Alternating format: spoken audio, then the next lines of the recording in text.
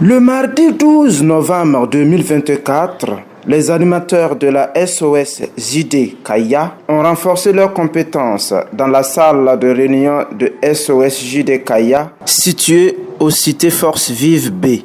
L'objectif était de leur renforcer les compétences sur les thématiques PF, les SAA, l'IHGL. Dans le cadre du PSSR, SOS JD Kaya a eu l'honneur d'être sélectionné au niveau régional pour réaliser des activités de sensibilisation au profit des populations du district sanitaire de Kaya. Écoutons le coordonnateur, M.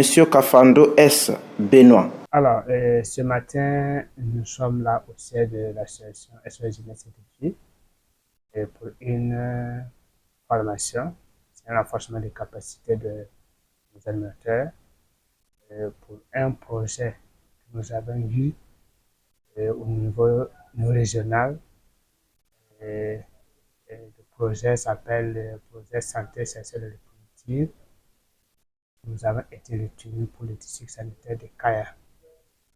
C'est à partir du gouvernorat et à travers la DRS Centre-Ville. Et pour démarrer nos activités terrain, nous avons préféré renforcer la capacité de nos animateurs avant le début de nos activités. Pour les animateurs au niveau du terrain, il s'agit de colonies éducatives que nous avons réalisées, des ciné-débats, des théâtres-forums. Nous avons aussi prévu un plaidoyer auprès des leaders. Il y a aussi des émissions radio pour pouvoir atteindre un public encore plus large. Pour ce projet, le public cible, c'est surtout les femmes en âge de procréer. Il y a aussi les scolaires, il y a les PDI, il y a aussi les routiers. Et nous n'avons pas aussi oublié les personnes en situation de handicap. Il y a les leaders religieux. Et aussi, il y aurait une activité qui va concerner aussi la presse. Le facilitateur, M. Zougmori Moussa, un maïticien du district sanitaire de Kaya, revient sur les modules abordés au cours de ce renforcement de compétences avec les animateurs de SOS-JD. Ok, ce matin, on vient de commencer la formation sur la santé sexuelle et reproductive pour le compte de SOS Jeunesse et Défi. Faut dire qu'on a plusieurs modules pour cette formation. Voilà, d'abord, on a commencé les généralités sur la santé sexuelle et reproductive.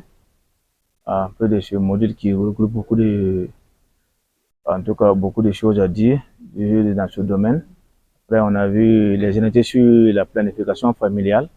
Voilà, sa définition, ses différentes méthodes, les avantages. Voilà, pour chaque méthode, le public cible pour la planification familiale.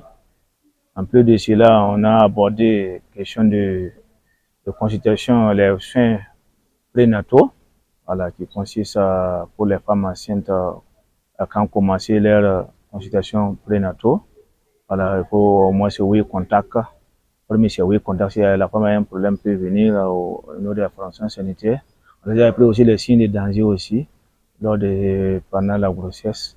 Voilà, et puis comment les plans de préparation à l'accouchement aussi. En plus de cela, on a parlé de la planification familiale qu'on vient d'évoquer aussi. Et on a évoqué également les suivis au niveau des violences basées sur le genre, qui est en vogue, voilà, et on est en train de dispenser, voilà, sur les violences basées sur le genre. Et en plus de cela, on a évoqué les soins liés après les avortements, voilà, qu'on a évoqué, y compris les l'IEG selon la loi et quelles sont les conditions qui permettent d'obtenir l'IEG selon la loi au Burkina Faso. Voilà, puisque dans nos contrées, en tout cas, on a remarqué que de plus en plus, il y a des avortements qui viennent au nom des formations sanitaires. Souvent, c'est spontané, souvent aussi, marqué, c'est provoqué aussi. Donc, on donne ces informations aussi, puisqu'ils donnent l'information au niveau de la communauté. Voilà, qu'en cas d'avortement, pas qu'ils vont rester à la maison, qui ne vont passer directement au niveau des formations sanitaires, voilà, pour la prise en charge. Il y a beaucoup de modules qu'on doit dispenser. Voilà, c'est à 8 ou 9 qui viennent conseiller dans ce projet. Donc on a joué ce module, on sait que, en tout cas, actuellement, au niveau des centres nord, en tout cas, au niveau de la santé, en tout cas, on voit que c'est des phénomènes qui existent déjà. Parce qu'on voit des femmes qui viennent souvent en consultation prénatale tardivement, ils ne viennent pas tôt. Nous, on leur donne les informations pour qu'ils puissent venir tôt. Ils doivent bénéficier des web contacts. La participante, comme Sawatogo Seserudeker, dit être très satisfaite de la remise à niveau des informations qui leur permettront sur le terrain de bien jouer pleinement leur rôle. Bon, disons qu'aujourd'hui, on a eu une remise à niveau, une formation sur la santé sexuelle et reproductive. Voilà, on a appris vraiment beaucoup de choses sur les VPG, les grossesses non désirées, les IST, le VIH et bien d'autres thématiques. Bon, disons que déjà ces informations sont des informations à jour qui vont nous permettre sur le terrain de pouvoir dire ce qui est réellement, ce qui existe réellement.